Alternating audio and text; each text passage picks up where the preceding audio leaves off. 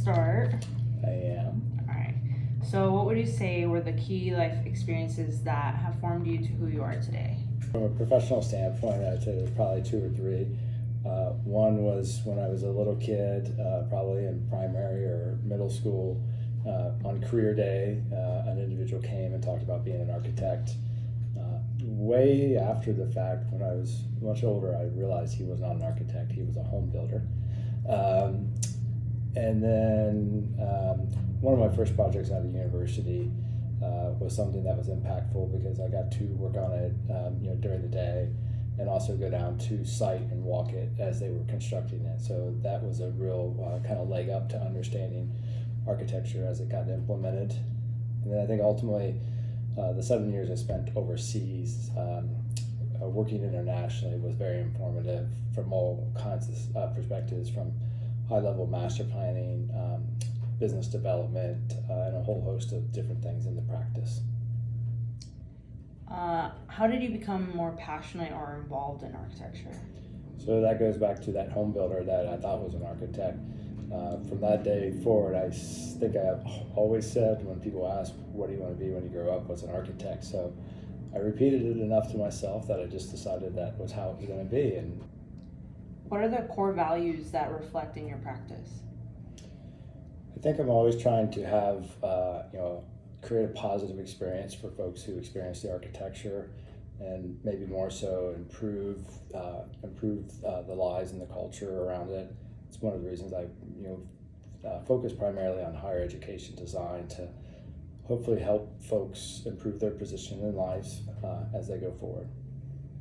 What is your design process or design thinking? I think two aspects of it. A lot of it is around iteration. Exploring as many options as feasible, even though in some of those are probably not ones that are likely to move forward. We're trying to exhaust that exploration. And then also having something that's place appropriate. How would you say you collaborate with other individuals to realize this work? I think what I enjoy is kind of an inclusive process where we have all hands involved in each stage of the project. That can be anywhere from sitting around and having a charrette with rolls of trace that we go through multiple ones, just sketching out ideas, but the back and forth conversation as we move through the process and iterate on design studies, anything from small details around the eave of a roof line or the larger massing of a building. You don't have that kind of constant conversation with the design team is critical. How was Peter Zumthor's architectural ideas or buildings impact your practice? So I was first introduced to him in university, just towards the end of it. And it's something that, looking at his work and the care and thoughtfulness he puts into it, my interpretation is a very holistic approach, something that goes from, the overall site planning to the overall design of the building down to the very small details of how he goes through and thinks about it across those scales and implements it. What are the biggest challenges you face?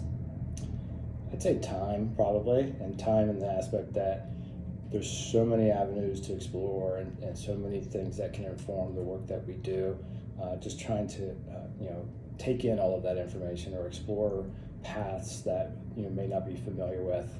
There's so many things that can give us guidance that it's hard to take them all in the given time we have. What advice would you give a young student emerging in this field? I think the main thing would be just to explore the profession. It's a long-term commitment. There's lots of times to find what you're passionate about. There's so many facets of the practice that you can go into, from being a very specialized architect on a type of facility or a part of the practice, to being a generalist. I'd argue that I'm a little bit of both. I focus again on higher education. That's my specialty, but I'm also a generalist in that a campus has all kinds of buildings. So I think there's a lot of routes for folks to take, and it's a fun exploration to find that passion. Well, thank you for your time. Thank you.